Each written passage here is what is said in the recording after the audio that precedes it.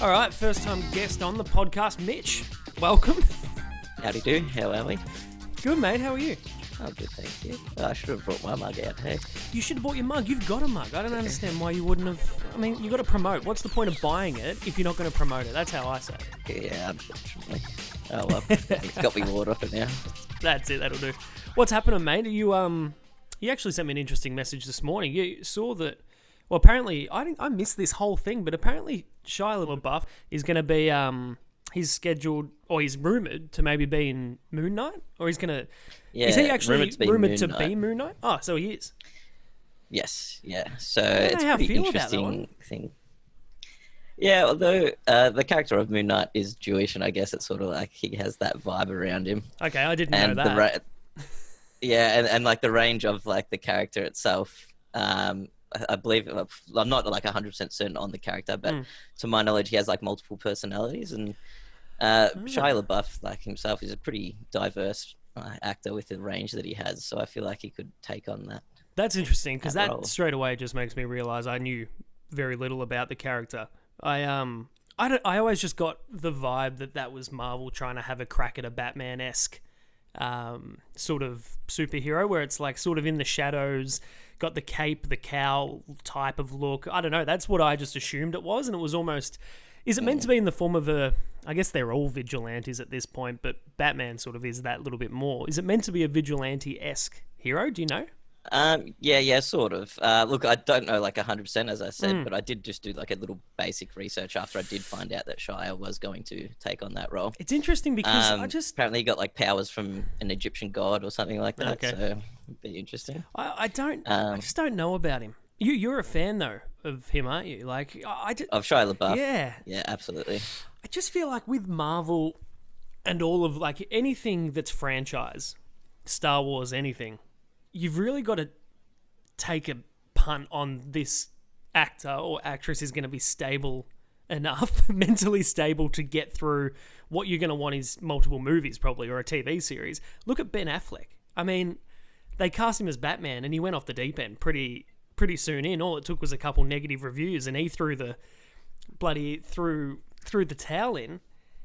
I kind of put Shia LaBeouf in that same category of just that little bit. You never know what you're going to get from him. They've got a bit of an uneasy track record, but you seem to stand by him. Well, I think he's overcome that a lot, especially you can tell from his recent filmography. So he went to rehab and he sort of like became himself and overpassed his like past, I guess, happenings and insults and crimes and things like that, which he wrote Honey Boy, which is sort of a self-biopic, sort of. It's not like a spitting image of exactly what happened. Yeah. It was like the story of his childhood and stuff. Yeah, exactly. Does he play his dad in that? Is that what happens there? Did I read that? Yeah, he does play his dad in that film. I knew does a really good job as well. Yep. And then as well as that, in recent did like the Peanut Butter Falcon as well, which was a pretty heartwarming, feel-good film. They came out around the same time, didn't they?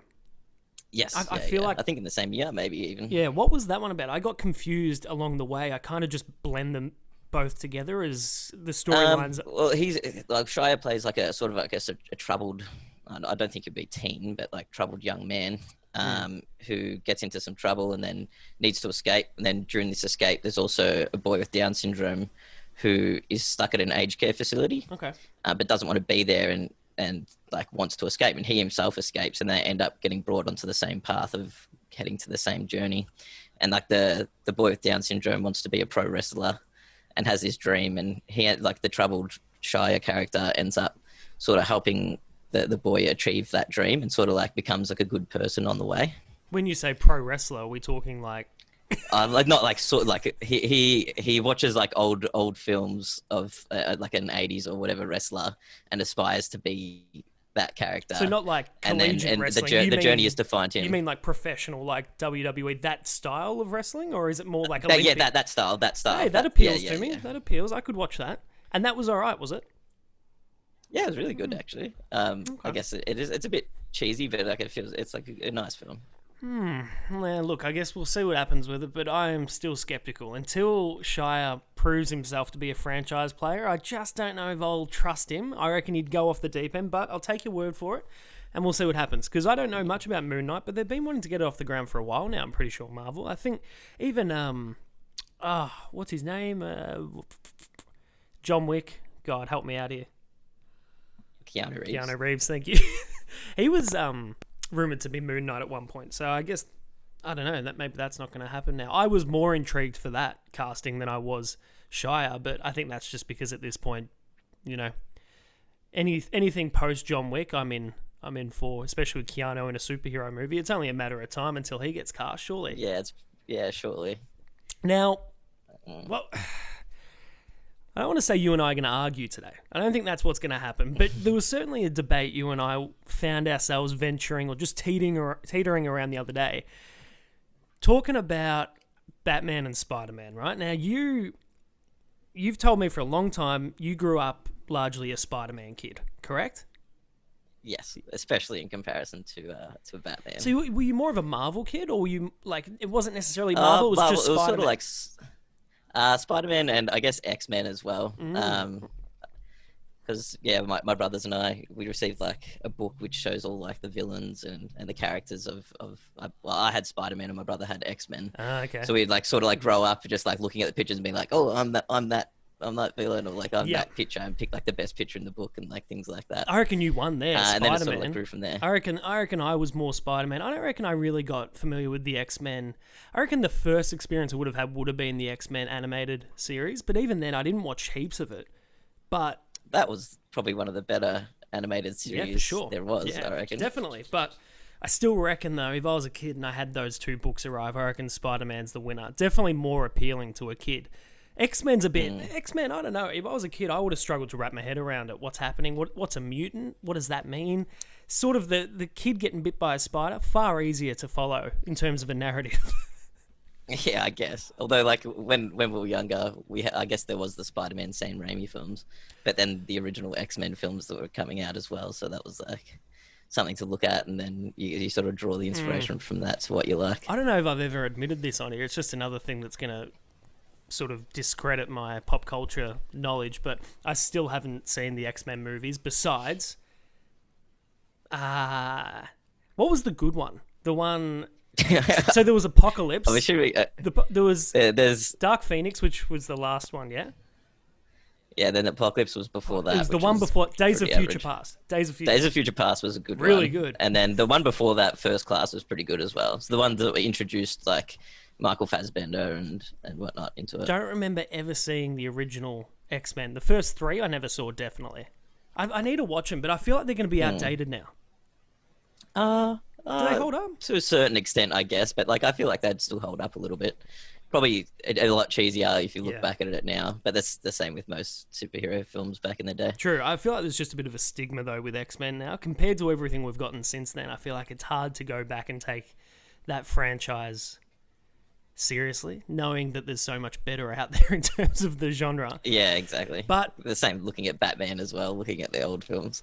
Yeah, I stand by a couple of them, but yeah, you're right. For the most part, you probably... I used to be a massive fan as a kid, but then I've sort of like didn't like it now. Which like ones? The films. Which ones of the old ones would you have liked? Mr. Freeze, like with wasn't it the best with Arnold Schwarzenegger? Yeah, it was actually. But like that's just little kid energy, loving the character when you're a small child. They're larger than life characters in those movies. I mean, it's what we probably hate about them now is the over the top Mr. Freeze. Yeah. That's gun happy with his freeze gun. He has all these catchphrases and shit, which are cheesy as hell now. But back then, I was genuinely scared of Mr. Freeze. I thought he was a really bad dude. So I guess in terms of what, they were trying to appeal to kids, they weren't, off the mark there. But back to my point. We're here because we got onto the debate of who has the better rogues gallery, Batman or Spider-Man. And it's a very... I didn't realize how much this is debated online. It's actually a real thing. People really... Yeah, there are quite a lot of information and videos and Reddit posts and everything on it. And it was only once I started diving into it where it kind of... I always knew they both had really good ones. I was always very much more familiar with the Batman, obviously. But Spider-Man isn't... It's nothing to be sneezed at there. In fact, you're here to sort of maybe lay claims to the fact that Spider-Man's maybe better. Yeah, like to an extent. Like I guess It's an interesting I conversation. think we can both be in agreement that like the main villain, I guess, especially of recent times, is like the Joker is, I guess, more notorious. Yeah. But to my point is like I believe the extent and range of the Spider-Man villains is a bit better than what Batman's is. That's an interesting. Well, why do you think that though? Because I mean, realistically, if you look in the mainstream media, what we've received so far, which is largely movies when it comes to comic books and mainstream audiences, I reckon they've both roughly had the same amount of villains shown in different films. I mean, the Raimi films, there was 3 of them, and you got a version of Venom. Really, it wasn't. Yeah. It wasn't. It wasn't the best version of Venom. I don't believe it was Venom, that comic accurate, was it? It was sort of. No, so like in the comics, he was more of a buff sort of character, and then in the Sam Raimi film, he was kind of a nerdy representation, and then it sort of like made Venom look less scary as well because they sort of kept him smaller. Yeah, he looked more like Spider-Man, but he was just black. Yeah. Whereas obviously with Tom Hardy, that seemed to be more comic accurate to me.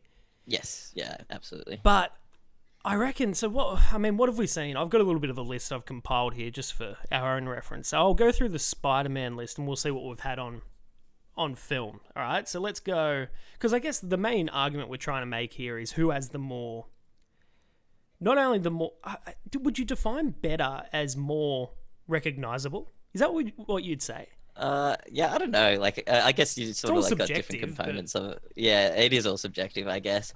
There are like different components of it. The way, look, this is gonna like cause a bit of metal in your head now. Majority of Batman's main rogue gallery, in my opinion, are all just psychotic individuals, and that's mainly what they have about them. Like, they don't really have much else. Yeah, I guess yeah. It's sort of where you have the difference between Spider-Man and Batman is that one is just a human, whereas Spider-Man goes more into that superhuman ability, which you and I also had an interesting conversation about, which is, you said largely why you've always, until recently, you feel you've gained more of an appreciation for Batman. You've always had the issue of, what's he doing hanging out with Superman, hanging out with Green Lantern? Like, what are we doing? This is unrealistic. So I guess to your point there is it kind of, their villains are very much more suited for them. You can't really compare them because they're very different heroes, I guess. You couldn't have Batman fight who? Let me have a look. You'd know better than me, but I couldn't even really sit here and tell you what Dr. Octopus does. He's like a genius individual, and then also has like, I guess, the superhuman capabilities because of the octopus tentacles that he creates and has on him. So he's like Riddler on steroids. Like, is that the comparison? Yeah. I would assume that's a good comparison because the Riddler has the smarts about him and whatnot. Because that was one thing I came across on Reddit, was somebody went and compiled what they consider to be the fact like the verses. Yeah, there seems to be correlations between the two. So like, you've got Joker and Green Goblin, which I always kind of thought, like, watching especially those old Sam Raimi films, you kind of felt a bit what is it? It's Willem Dafoe, isn't it, that plays him in that? Yes. Yeah. You kind of got that sort of manic, sort of high energy, highly strung character from that, I feel. And I kind of reckon that's why people sit here today and say they do fan art of Willem Dafoe as the Joker. I kind of reckon... I feel like he would play an excellent He would, Joker, but I kind of reckon that's why that's in our head. That's what I've always thought. Yeah, I can see that, especially like the Green Goblin face mask is the big smile. Yeah, definitely. You got Catwoman and Black Cat. I'm not familiar with Black Cat. I don't know if you are, but that felt a bit deep cuts I'm not for like me. completely familiar. They are pretty similar, though. I think the only difference is Black Cat has some sort of superhuman capabilities, which would make her a bit stronger. This one, but other than that, they're pretty similar. Yeah, this one seemed odd. See, this is where they start sort of spewing the opposite way, I think. Penguin and Doc Ock. That's the comparison here, which I don't know if I agree with that. Penguin's essentially a mobster. I would put him closer with Kingpin. Yeah, that's a good point. Kingpin, I would argue, is far superior to Penguin, even. Yeah, absolutely. It's funny though because you'd have to say that. Well, yeah, But I also kind of sit here now thinking that I have to remind myself Kingpin is a Spider-Man villain, not a Daredevil. Yeah. And that's sort of one of the points that I was going to put across to you. Yeah, as go well, on, give it to me. Like, one of the main things which I think that the extent of Spider-Man villains would be a bit better than Batman villains, in a world that's full of superheroes, villains that could actually face up against other heroes within that universe. So, like, I mean, Kingpin is like a small example of like being Daredevil's main rival, and then also Spider-Man's. But like again, like if you, as you sort of touched on earlier, if you put a Spider-Man villain up against a Batman villain, Yeah. the comparison of who would win, like it's sort of like obvious of most likely who would win. And the same as like if you put Batman against Spider-Man, you would have to say Spider-Man would win. Oh, I think Spider-Man's very beatable. Like not by Batman. You said to me before we started this podcast, you go, I feel like I'll say a few things that might roll you up. Well, there's the first one. So, yeah, I think. Oh, geez, I don't know. I reckon I don't know if that means too much to me in terms of villains being able to spew off into going against other characters. Like I like things clean cut. Like, and that might be my OCD, but I like how Batman's in Gotham, Superman's in Metropolis. I like how things are sort of broken up like that. I guess though, that's where Marvel's different in that Stan Lee created these characters to largely exist in, what is it? It's Brooklyn, or like it's New York essentially. Is New where York, that's meant New to be York, set. yeah. So they've got more reason to overlap. Whereas if Joker's turning up in Metropolis, or what's he doing there? Yeah, it's not a bad point actually. It's sort of it kind of shines a light on how DC are able to protect that from being so obvious. I mean, I know when you read a Justice League book, none of the Justice League step foot in Gotham because that's known to be Batman's territory. He doesn't need your help there, therefore leave it to him. Like, they just don't go there, whereas Batman will leave and go elsewhere, which you and I both agree we don't love. But I guess that's their way of being like, well, you know, if things were that bad with Joker, why wouldn't you just fly in Superman? Because the reality is Wonder Woman would take out all of Batman's rogues. Whereas, yeah, to your point, I see what you mean. Daredevil would very much be on the same playing field as Spider-Man. I don't think there's any real difference in powers and stuff. Like, they've all got something that makes them have. I mean, does Daredevil? He has superpowers, doesn't he? He's got something. I think he's like heightened abilities because like when he got deaf, it like sort of makes heightened senses and stuff. Yeah. He's probably the least of the the least exactly superpowered. And yeah, so you can put like I'd say a Spider-Man villain, Venom, would still put up a good fight against other heroes if they were to fight him as well. So, and whereas like Batman, yeah, as you said, like if you put Superman in the picture, like the Batman's villains wouldn't be able to do anything. I know, and I guess that's sort of that's probably DC's biggest issue. I guess their biggest star or their biggest IP is Batman, but the reality is they've got Superman, which just they've created a character which is all conquering. So okay, yeah, look, that might be a point to you there, mate. I'll allow it. But I still don't think. Again, it's where it's subjective, but I still don't think the villains appeal to me as much in the Spider-Man realm, and this could be like a kind of a Marvel thing, if not all superheroes, and why Batman appeals to me so much is the Spider-Man ones just aren't as grounded. You know what I mean? Like, they're a bit more fantastical. Like you've got what's his name, Sandman. Literally, his body can like morph into different weapons and shit. That's where I sit here and I'm trying to think of a movie, right? I'm trying to think of a Sandman movie, and yeah, you can see it with the world Marvel have created. But I just don't reckon that appeals to my taste as much. I reckon you then go, all right, Riddler. What could they do with Riddler that'll be cool? And it's always going to be that same sort of a thing. It's going to be grounded. It's going to be gritty. It's going to be very much, I don't know, bare bones and basic. Whereas the Marvel and the Spider-Man realm are far more fantastical, I guess. So, yeah, I don't know. It is very much subjective, but I still don't agree with you. Yeah. So the way you've got to also look at it, I guess they are like two different type of heroes. So Spider-Man, like the comics and the way it's, I guess, made out is he's only like a teenager, and it shows to the growth of the individual. So like the villains aren't supposed to have that grounded, in-depth sort of connection between them two. I know some of the modern movies have like sort of tried to make that connection to make the film a bit better. Yeah. Whereas like your Batman, like they make like this villainy where it's like these are absolute rivals. I guess the only one that really has that sort of connection is like the Green Goblin, because they're friends and the family, like sort of Norman Osborn and Harry Osborn were friends with Peter. Whereas the other villains sort of they're just bank robbers or things like that. Whereas like Peter has this growth within himself where he's like, oh, I have to be good to defeat this because I have the capability and the responsibility to do that. But I'm just a kid. I kind of want to go back to my normal life at the same time. Yeah. So like it's sort of like a different sort of concept of what the villains are supposed to be to the person or the individual. Yeah, that's true, I guess, because if you look, and again, this is where they're very different. You look at the Batman side of the equation, and it's more these villains are designed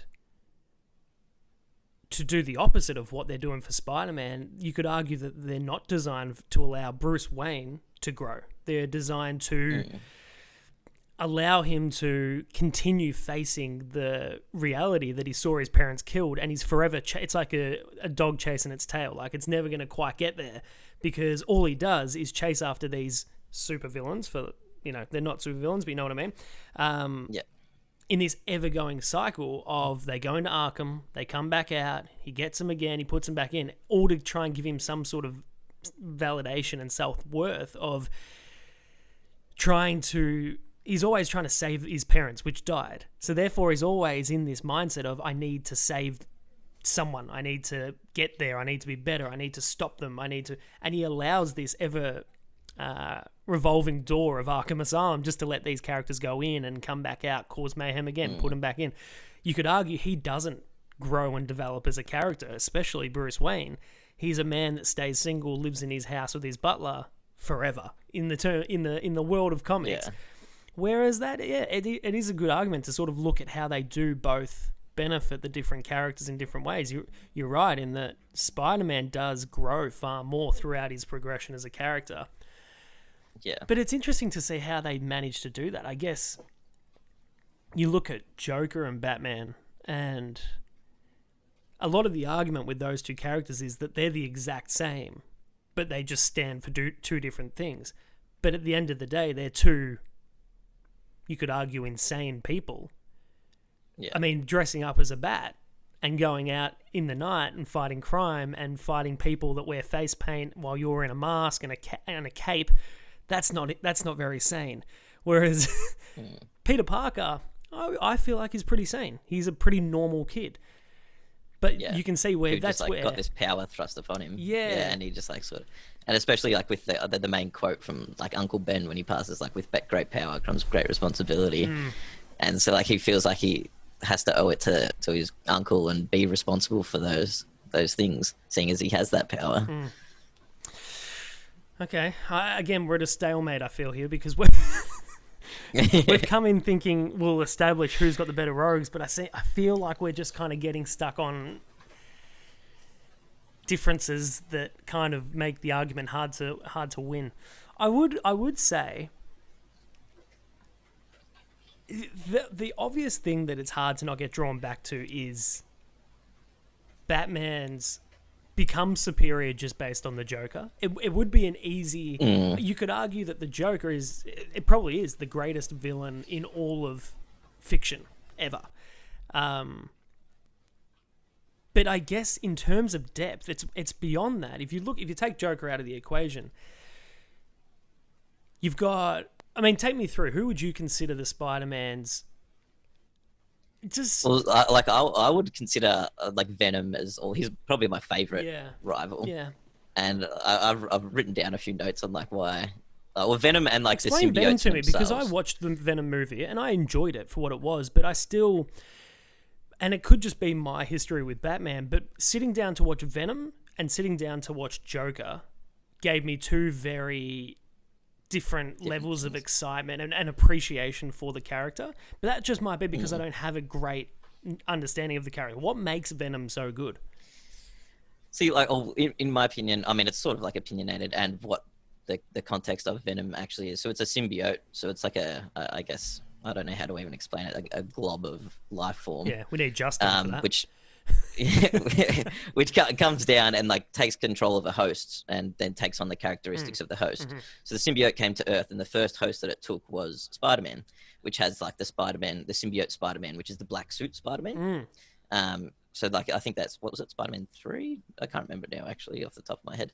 And then obviously it becomes that internal struggle between Spider-Man and the symbiote, because Spider-Man becomes this, he gets more powerful from the symbiote. It makes the host stronger and whatnot. And then, yeah, so he has this internal struggle with himself. It's like, it makes him cooler and makes him stronger, makes him better, but it also makes him angrier and like react different. So like, it begins as like that internal struggle with himself, and like he shows, like, again, like the growth of Peter Parker, and he has that internal struggle and fight. Then when he finally separates, it takes on another host, and then so he thinks he's defeated his internal struggle, but like it actually embodies this character of Venom. So he's continuously fighting the opposite of what he is, which is why it looks so similar, because it took on the characteristics of Spider-Man first and things like that. So it's like as if he's fighting the evil version of himself, like constantly. And like that's why it sort of like differs from a lot of other characters. Yeah, so in that way, I guess that would be the comparison to Batman and Joker. Spider-Man's version of that, I mean, opposites, which are very similar, would be Venom, I guess. That's, to me, what that sounds like. It's sort of, you're fighting a version of yourself that is different to you, but is very similar in the same way. Okay, so hang on. Is that, now I'm trying to work out Venom. So I can go into more, like, so it's sort of like adds to the depth of... I'm coming at it like that mainstream audience I'm talking to you about before, right? So people that go into the movies and watch them. So you touched on Sam Raimi's Spider-Man 3. But if we look at Tom Hardy's version, are they meant to somewhat relate or not? Look, it should have been like he it overtook Spider-Man first and then went on to... Yeah, that's what I'm wondering. Like, how it's because of Sony and the battle. They just assume. Sort of like... But why? So did they not explain then why in Venom, Tom Hardy's version, it took the appearance of Spider-Man? Because it kind of still did in that way, didn't it? Like, it looks like Spider-Man when he's formed into Venom. Looks like that. But they didn't explain why. No, it doesn't go into those details in Venom itself. But I think that might literally just be because of the Sony and like the MCU or Disney battle. Oh, you reckon? Again, though, I reckon maybe it's just meant to be sort of like implied knowledge, especially given that you said, what about Spider-Man 3? I mean, those films are still owned by Sony, so... Yeah. But I guess they might have been reluctant to actually directly mention Spider-Man. Yeah, I see what you're saying. So you reckon that Venom would trump Green Goblin? In my opinion, yes. Like, and again, like sort of the depth of the character within Marvel shows like the interconnection between Venom or Spider-Man's villains and other villains. Yeah. Sort of like the way that Venom like came to Earth in the first place was because Galactus, who's like this super evil villain who potentially is going to be an MCU, the next MCU super Thanos version. Yeah. Hopefully, destroyed that would the be symbiotes. Good. Yeah, it would be really good. He destroyed like the symbiote planet and then ended up coming to Earth, I'm pretty sure. Okay. And then that's how it like sort of like shows that connection. Again, to your point, and that's what Marvel does very well. They're all very interconnected a little bit. Like Galactus, who I imagine would rarely appear in a Spider-Man story, is a large part of why one of Spider-Man's greatest villains exist. You don't really... I don't think you get that with any Batman villains. And again, that sort of speaks to the multiverse and Marvel's ability to do that. But yeah, I don't know. I don't think I'm unhappy by that though, because at the end of the day, we prefer, you agree, Batman in Gotham by himself, sort of like segregated from the rest of the DCEU. But it is kind of cool how I don't mind that. I don't mind that there's something out of Spider-Man's control, which is bringing it to... Because I imagine Galactus probably has a hand in creating a whole range of things, and Venom is just one of these. Yeah, well, you look at one of Galactus's, like, I guess, heroes, I can't remember the exact word for it, is the Silver Surfer, who ends up going towards, like, the Fantastic Four, as you'd probably know it from first two movies, and so he has the hand in that. And yeah, So he it's just like creates there's Silver so many Surfer? things.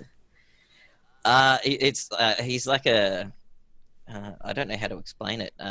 He's like Galactus's legionnaire or pawn, but like with superpower, like superhuman abilities, and Oh, sends him off to like. So what he does is he sends Silver Surfer off to scout planets that he can devour. I did not know this. I thought Silver Surfer is a good guy. He turns good, I believe. Okay, so he's worked So like around. he's originally, he initially is bad, but then he turns good. Ah, shit, I'm gonna have to go back and watch those bloody old Fantastic Four movies. I don't even Yeah, remember remember he comes as like the evil, because remember Oh, he's like that that's right. superhuman presence is like sends him off. That's where it sort of like links to it. Yeah, see, it wasn't. There was the first Fantastic Four movie, and then there was Fantastic Four: The Silver Surfer. Is that correct? Yes, yeah. First one was Doom or Doctor Doom, Was Doctor and then the Doom second in one one? was Silver Surfer. Jesus, I haven't watched those Yes. movies in so long. Though, I would imagine would be close to another Doctor Doom now. That's the sort of character where you feel. I believe he's coming back in either Doctor Strange or the WandaVision one. I can't remember which one he's going to be Doctor in. Strange would 'Cause make sense. Yeah, he's like very, very strong. Like in the comics, like I guess like the Fantastic Four movie didn't really do him justice compared to how strong he actually is. But yeah, in the comic world, he's one of the strongest characters. Okay, all right. Well, the other thing I was going to try and touch on, which again, I don't even know if it really helps my argument. I feel like I'm not very good at arguments. It stresses me out a little bit, but I end up just getting convinced by the other person. But what I did notice, I sent it to you actually today. I sent you the story about how Sony are now developing their own TV Marvel universe based on the Spider-Man characters that they still own. So, it sort of sounds like what Netflix and Marvel did a little while ago, since that they've now removed, your Daredevil, Defenders, whatever else there was. But they're doing it with Spider-Man villains, and I kind of, again, I found myself being like, oh, that kind of goes into the podcast we're talking about today, because one thing I would have I would have made the argument on for Batman, which is now kind of at this point defunct. We'll see how successful these TV shows are, but given they're developing them, I assume they'll probably work.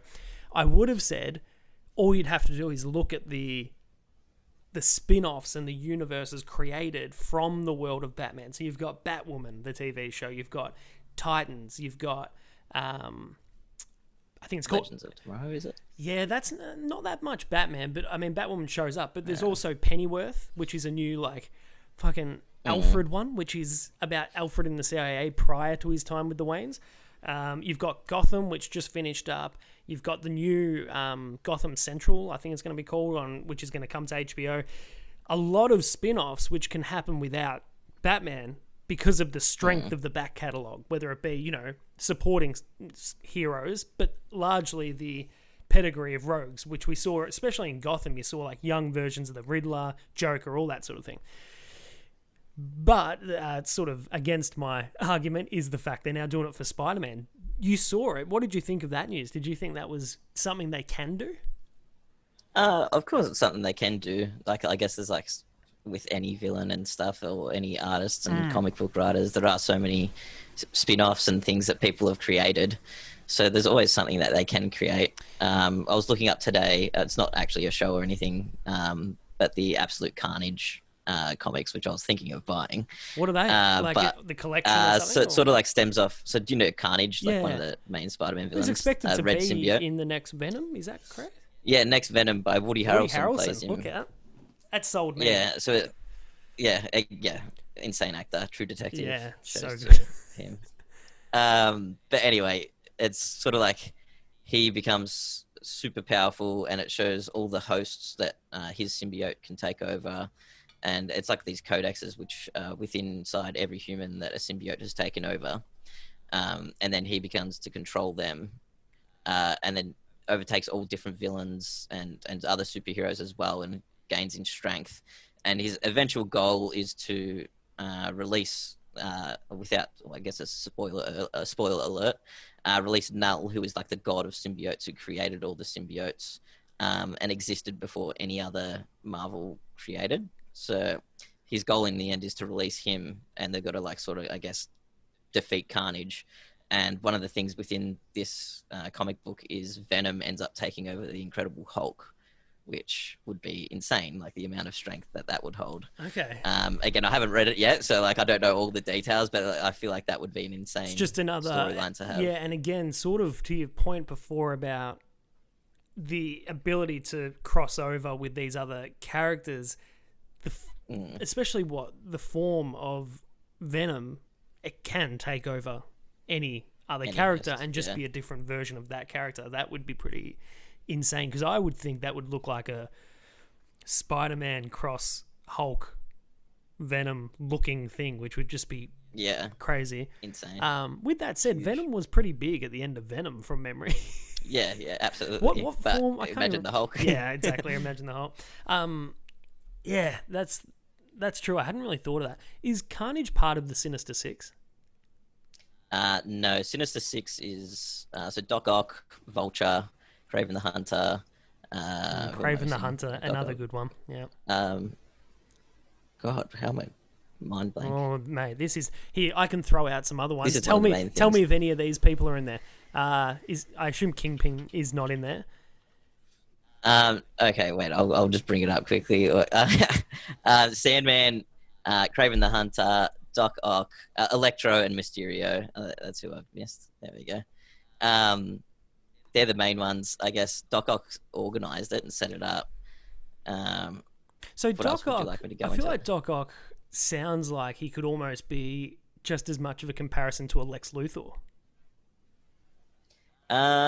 Yes, yeah, I guess it's sort of like the mastermind character behind. Yeah, is that the idea behind at least behind the Sinister Six? He's more the brains. Yeah, it's mainly just because he was like intelligent. So they sort of like came together just because they wanted to commit crime, and like Spider-Man was standing in the way. So they're like, all right, well, we've got to get rid of this one thing that's standing in our way. So they sort of like teamed together just to beat the Spider-Man, which didn't really work, obviously. Never will, mate. Never will. Although they're touching on Kraven the Hunter, like Kraven the Hunter was one to actually defeat Spider-Man. Yeah. Like there's the comic book, which is like Kraven's Last Hunt, which came out in the 80s. I tried buying that a couple of times last year, and every time I found a copy, they wouldn't ship here. And I'm trying to find a copy. Have you ever read it or not? I haven't read it, no. I've just watched like countless videos on it. Meant to be really good. It sounds like that's almost like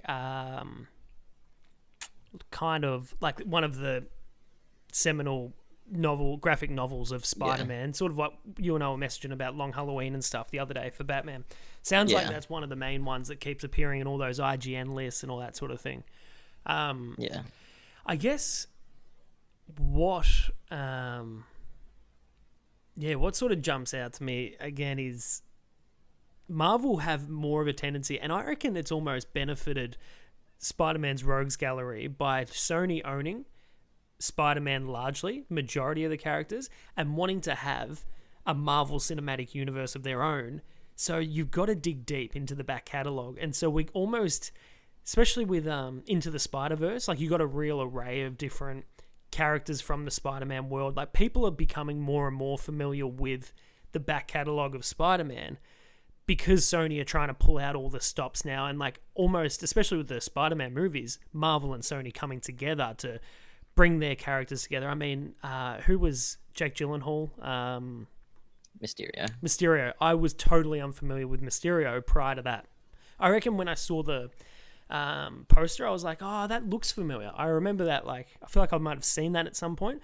But in terms of prior to that, now Mysterio is another character that's on the map for Spider-Man that people will be familiar with. Batman, you kind of find that in the movies they rely on the same five, I would say. Like, you got Joker, Two-Face has appeared in a couple, Riddler now twice, Penguin twice. Just because of Danny DeVito. Yeah. Catwoman, and then you got Mr. Freeze, and to a lesser extent, Poison Ivy. So you could say Bane, like Bane's sort of appeared in a couple. Old one, fuck. Well, what a bad Bane that was. To think that that's what we thought Bane would be, and now we know what we can actually get through Nolan. So you got 8 there, and then what have we had in Spider-Man? We've had Venom, we've had Green Goblin, we've had both versions of the Green Goblin. We've had Sandman. We had Doc Ock, Mysterio, Vulture, Doc Ock. I guess Rhino appeared at the end of like an end credit scene. So if you did can count that, but Carnage. Did you say Carnage or not? yeah, Carnage, and then they hinted at Scorpion, which is like with the neck tattoo. Yep. But, like he wasn't really Electro. in it. Electro with Jamie Foxx. Yeah. Yeah. Not that I really enjoyed that one compared Yeah, to. how did you feel about that? No good. Like I guess it's like one of those mindless action films which you can kind of like, but as I didn't like that because like that representation of Electro I didn't like. I sort of like wasn't expecting that blue character. I was expecting like the old school. I haven't. With the electric. I don't reckon I've seen what Electro is meant to look like. Let me Google it. But he's like the green costume with like the yellow, I guess, lightning around his face and stuff. all that comes up is bloody. Oh, hang on. Oh, whoa, that's very different. Yeah. Yeah, so see, very CG heavy in the movie, weren't they? Almost.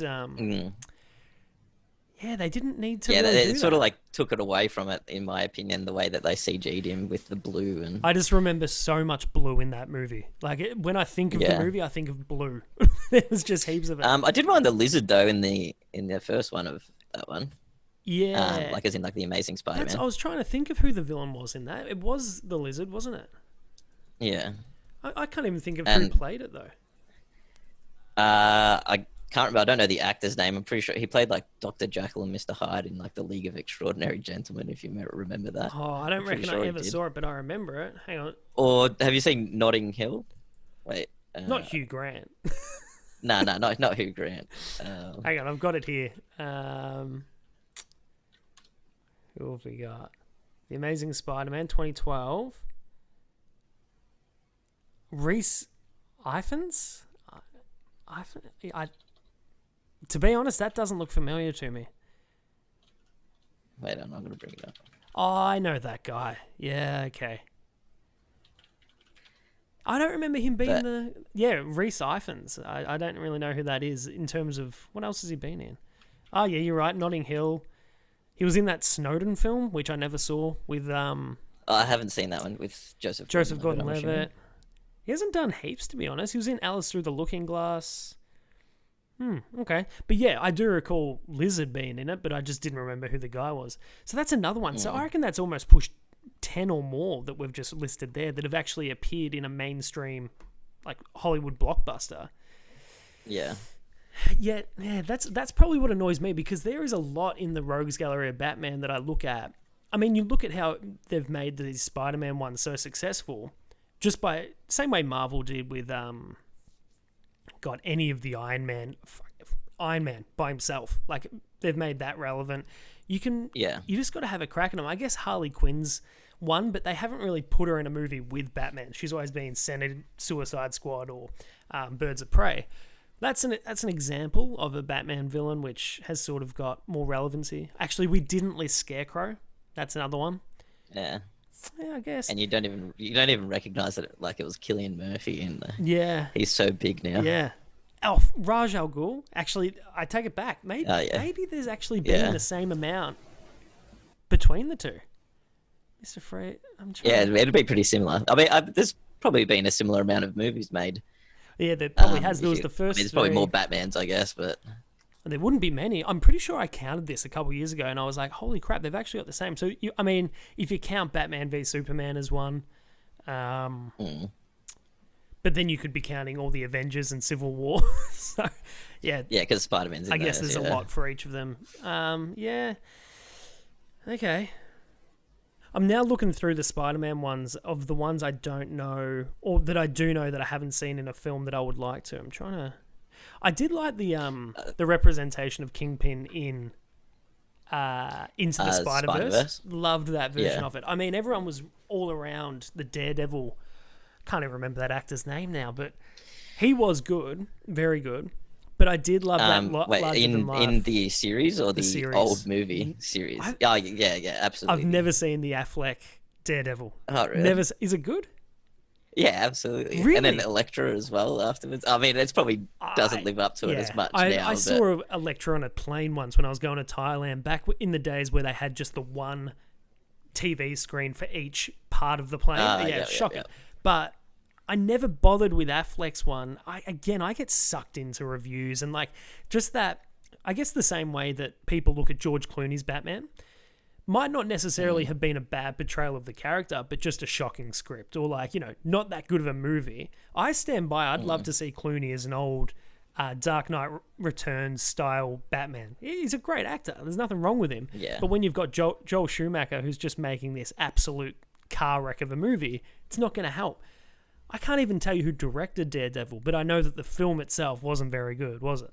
It wasn't a hit, no. It was, it's just one of those things, if you like the superhero character, then it's just something you can mindlessly enjoy. Look, I'm not... Yeah. I like Spider-Man's rogues. I think they're good. I think that, to me, though, the rogues gallery of Batman is far more appealing. It's what I like more. There's a reason why I'm drawn to Batman. Same reason I'm not as drawn to Superman.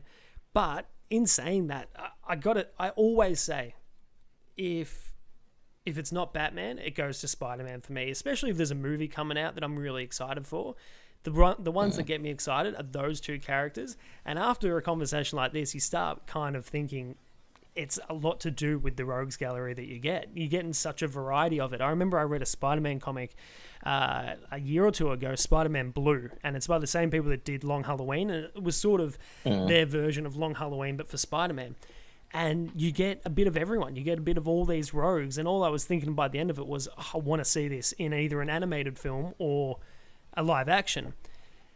But yeah, I guess to the point is what makes these characters so exciting and captivating is the people they come up against. I guess that's probably the reality of it. I mean, Superman should be the most inspiring and exciting, but I don't get excited about any of his rogues. I mean, the Zod isn't that interesting, really. Yeah, and he's also, I think the other thing is the rogues gallery for Batman and Spider-Man, they really push the characters, like in terms of push them to their limits.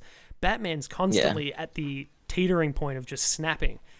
Whereas Superman, I mean, you look at it, you go, realistically, he should fly through Lex Luthor and just blow him up into a million pieces and it'd be over. Yeah. But you probably end up having a bit more empathy and stuff for the likes of Spider-Man and Batman, given that they do seem the most human. Even like you compare Spider-Man to Robert Downey Jr.'s, what's his name? Tony Stark. Tony Stark and Peter Parker. You can't really relate to Tony Stark, but you can relate to Peter Parker. Yeah, absolutely. Look, we'll agree to disagree, but agree that they're both very good rogues, maybe. I just like, and the way that they're able to represent them in the movies, like in particular, I guess the most recent one, Mysterio. As you said, it wasn't really someone that you knew that much, but like they managed to turn that character in such an iconic villain of Spider-Man's now everyone would know. Yeah. And they did it with such success. Like I reckon that was probably like my favorite Spider-Man one to date, in my opinion. Yep. I agree. I reckon that was probably my favorite Spider-Man movie, especially for the fact that it didn't. The only issue I had with Homecoming was that it relied, I thought, quite heavily on Tony Stark and Iron Man. I thought Robert Downey Jr.'s presence they felt was really important. And I just wanted a Spider-Man movie. But to your point, I kind of reckon the discussion becomes more why are Spider-Man and Batman's rogues galleries better than everyone else? And I guess it is that their characters are more interesting, that their villains are more interesting, to the point where they're really the only villains I can think of that do find ways to having their own standalone films, their own TV shows. Joker made $1 billion worldwide. Venom made 800 million worldwide or something. Like, you're not going to get that from having a Lex Luthor movie, from having a... The fact I'm struggling to even sit here and think of other villains that don't relate to... Yeah, that's the thing, exactly. Like, you can actually... I couldn't tell you one Incredible Hulk villain. Can you think of it? Abomination, I think, is the only one. Yeah. And like Bruce Banner's dad is the other one, but that's all I can tell. I can't think of any there. Iron Man. Iron Man's got like Whiplash. The Mandarin. The Mandarin, which, I mean, the film representation. The movie representation, because like they did like the fake Mandarin. Yeah. But like what the actual Mandarin, although I think the actual Mandarin is going to appear in one of the, I can't remember if it's a series or a movie. It's called like Kang. It's one of like a new productions that they're going to make. Okay. And I believe he's going to show up in there. Yeah, it kind of makes you realize and sort of sit back and go, is that why? I mean, we had 3 Iron Man movies. Iron Man appeared in how many? But I don't reckon we saw any true Iron Man villains, like, that were just solely Iron Man. A lot of the things that he was coming up against ended up relating back into what you were sort of saying, is characters that can cross over into more of Avengers style. And I guess they've got an overarching narrative, but Spider-Man and Batman don't need that. They've just got their own villains that they can sort of lean on and know that it's going to cash in at the box office. Again, they're just way more interesting. We've had one trailer for the Batman. How fascinated and intrigued are you by the concept of the Riddler? Like, I just want to see what the hell this Riddler's going to do. Even Catwoman, to a lesser extent, I was looking at it being like, okay, Catwoman, take it or leave it for me. There's never really been that good of a portrayal, and the character doesn't seem all that threatening in the big picture. But I'm intrigued. I'm on board because I know that at least these characters have the depth in their. The alter ego would be Catwoman, wouldn't it? Well, no, the alter ego is Bruce Wayne to his Batman. Correct? Is that the correct term of alter ego? Wait, what are you talking about? Like If you've got like Bruce Wayne's alter ego is Batman. Is that correct? Is Batman? Yeah. Yes. Okay. Yeah. That's the right way. Yeah. Well, Selena Kyle is at least an interesting character because she has the love interest and romance with Bruce Wayne. So I'm like, okay, there's at least depth to the characters, whereas a lot of the other ones out there, besides, your biggest ones, which again I can only name Lex Luthor for some unknown reason, they're kind of just bit characters. I believe Kraven the Hunter's got a really good story. I can't think of it right now. Do you know the backstory of Kraven the Hunter? Well, Kraven the Hunter is it's not like an amazing backstory, but it's pretty like interesting in my opinion. So he was the half brother of Chameleon, which was another villain of Spider-Man's who has the ability to take on identities and whatnot. And then his whole gimmick is that he's like a big game hunter, and he's hunted everything in the world. The next thing to hunt is like the human being. Yep. But who's the best human being to hunt other than the Spider-Man? Yep. But yeah, he like injects himself with like a syrup or serum, I should say. Syrup. That make little chocolate syrup. Some maple syrup to make him a bit stronger. That makes him like, as I said, a bit stronger to like fight the Spider-Man, and succeeds. And like, can I spoil it? I'll spoil it. I believe I know what happens, but go and spoil it for those. Anyone that does want to know the spoiler, don't listen. But shoots Spider-Man, like after obviously the whole fight, he shoots Spider-Man with a poison dart, and it puts him, I guess, in a comatose state. And he buries Spider-Man alive, and then ends up taking on Spider-Man's persona for a week or so. I did not know becomes this. Spider-Man. Really? Yeah, and that was his way of like inserting his victory over Spider-Man. And then when Spider-Man finally resurrects himself and defeats Kraven, he's like, it doesn't matter, I've won. I believe I've won. And he ends up eventually killing himself because he's finished his task. Kraven the Hunter kills himself at the end. Yeah. That is so much more grim than I'd imagine a Marvel comic would go. Exactly. That's like one of the reasons I really want to get it, I think. Well, see, that to your point though, like that is a very layered character. There's so much to that, like the mental and they state could go of that character. Yeah. To take his own life because he feels like he's achieved his only mission. That's pretty layered. I'm into that. Compared to, the standard old catch the baddie, lock him up, throw away the key. That there's more to that. And not to mention the toll that then that trickle effect has on Peter Parker, and like it's an ongoing storyline. That's good. I didn't realize that. I'm definitely buying that book this week. If I find a link, I'll send it to you. Yeah, absolutely. Yeah, okay. Look. And like I was looking at like actors who would play Kraven the Hunter, and I don't know, there's pretty diverse. Well, the leading one on the online is Jason Momoa, because I feel like that he could play a pretty rabid character, like Khal Drogo-esque. Yeah. It just depends on the way that you want to sort of like go with the character. Yeah, I guess he's got that sort of, he's got especially the long sort of like, I imagine Kraven the Hunter to have that sort of long hair. Really, that's why I was surprised when you said about taking on the alter ego of Spider-Man, I was like, well, it doesn't even fit the physical appearance of Spider-Man. I don't understand how that would have looked, but now I'm intrigued to see how it looks, that's for sure. He fought the symbiote Spider-Man, so he was the dark, like the black Spider-Man. Oh God, there's so it's so hard talking to people about the timeline of comics that they haven't followed before this point. Like in my head, I'm like, wait, so what point was that in the Marvel history? It's too much to even try and wrap your head around. So in Kraven's Last Hunt, Venom appears. Is that correct?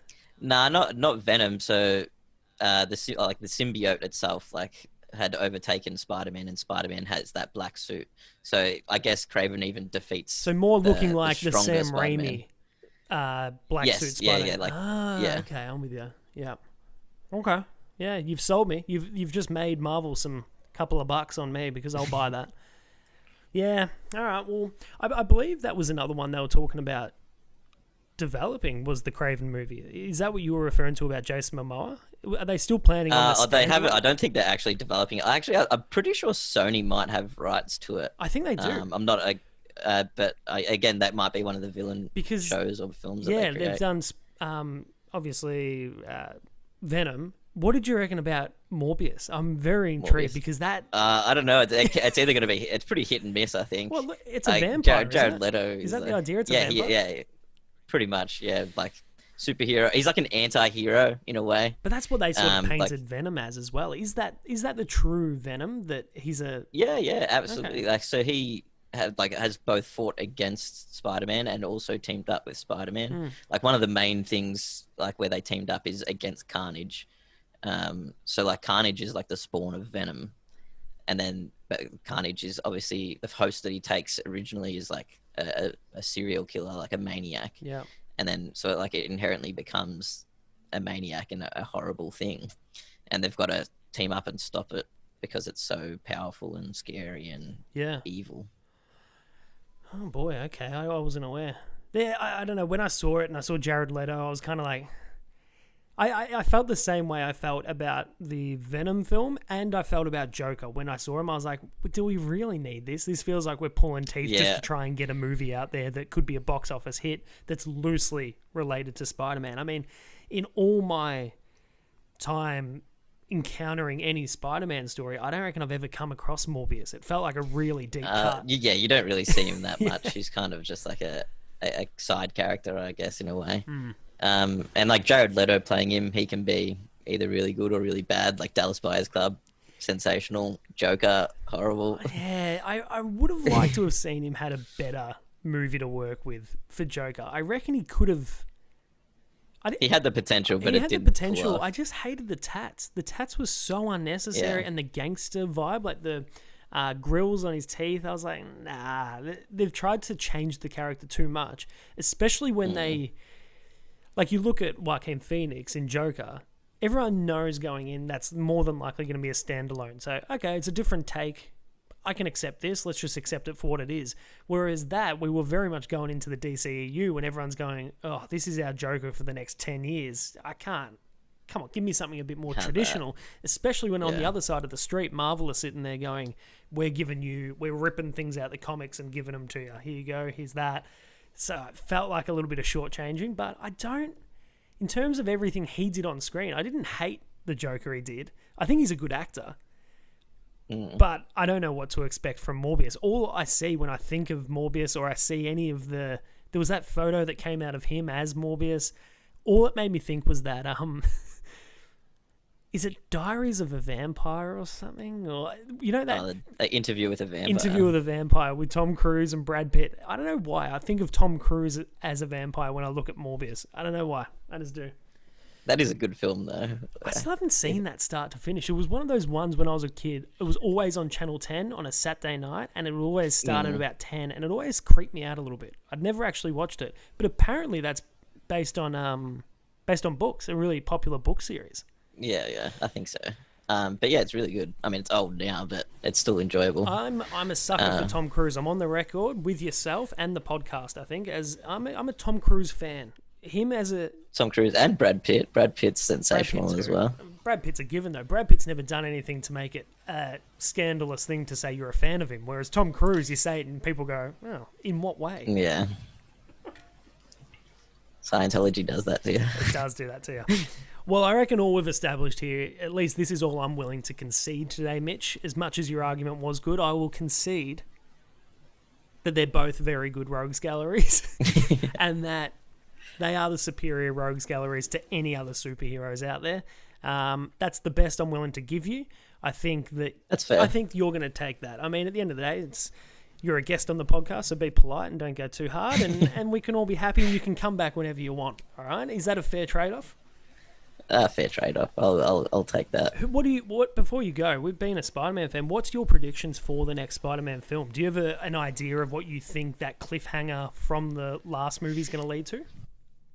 I have no idea, Really? actually. Like, I've tried to look into it, and even which villain they're gonna do or anything. I can't really think of it because I would love to see a Kraven the Hunter, but if Sony have the rights to that, then I don't know, unless they work out a deal, and then they end up bringing in Venom even. Yeah. Because they could, if they make that deal with Sony and the symbiote comes down to Earth and he becomes the symbiote Spider-Man, and then versus Kraven the Hunter, and then it sort of leads on to creating the Venom and then brings Venom in. I'd actually have no idea though. But sort of, I can't remember what, it must have been Homecoming, Spider-Man Homecoming, where at the end Michael Keaton's in the prison talking to... In the prison with Scorpion. Yeah, I can see, I don't know though, Are they Scorpion going in a a film... Sinister Six route, do you think, or...?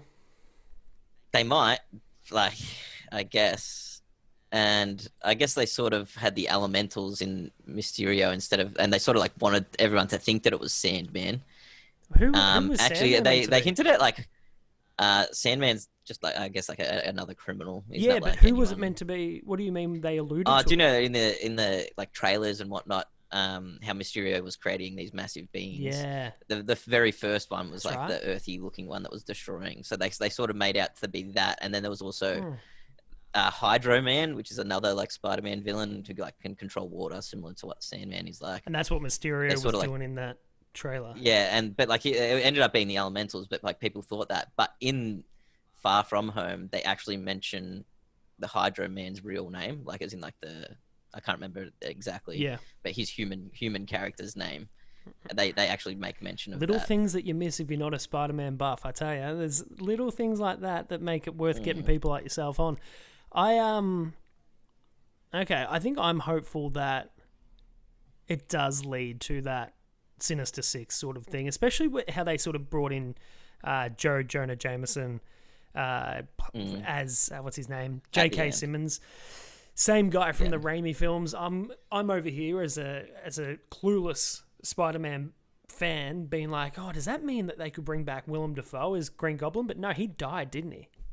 Yeah, he died. But Harry, is Harry alive? Maybe in this universe, but I don't know actually. But what they could do is that might actually mean that there is a link between them and Sony, and because Carnage is expected the villain of Venom 2, Venom might not actually beat him in Venom 2, and they might end up joining and versing Venom and Spider-Man together against Carnage, which is what happens in comic books. So it's a potential thing that they could go. Because I feel like I remember, maybe I could be wrong, didn't Kevin Feige have some sort of executive producer on Venom? I feel like he sort of was kept across it and he was aware I don't know. And I feel like I might have seen that. So if that is the case, I would reckon down the line it'd have to. They'd be crazy not to at least have Spider-Man appear in a Venom film or just bring them all, mesh them all together. It would be such a money grab for both organizations. I guess it's sort of just it's the same way where the it's the same way in I think it was the 90s, I think it was, where DC and Marvel came together and said, let's do a crossover comic event. And I think they're actually maybe going to do it again to try and help save the comic industry this time after the pandemic.